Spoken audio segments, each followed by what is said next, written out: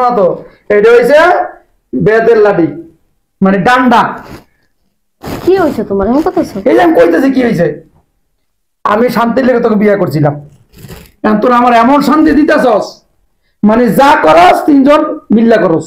সকাল নাস্তা খামু, নাস্তা আনলি তিনজন আমি মিল্লা, কারো লগে মিল্লা কোনো কাম করি না, আমি আমার জামাই লেগা করি। হ্যাঁ স্বামীর লেগে করে, আমরা কি পরপুরুষের লেগে করি নাকি? করতেও পারস, তোর চরিত্রের সমস্যা আছে। তুই দেখছো তো আমার চরিত্রের সমস্যা আছে, তোর চরিত্রের সমস্যা আছে। আমি যাদব মহিলা কোথাকার। কে বলছো? তোদের দুইজনের চরিত্রের সমস্যা আছে। আজকে 1 মাস ধরে আমার স্বামীটার কাছে পাই না। হ্যাঁ মহিলা মুখ সামলা কথা বলেন একদম। এই মুখ সামনে কথা বলবো। এই থামবি, আমি যে কথা কইতে থাকি কথা বল। তোমার এইটার বিদায় করো নাকি লাগা? বুড়ি একটা ভাব ঘরের ভিতরে রেখে দিছো, অশান্তি বাইর করো।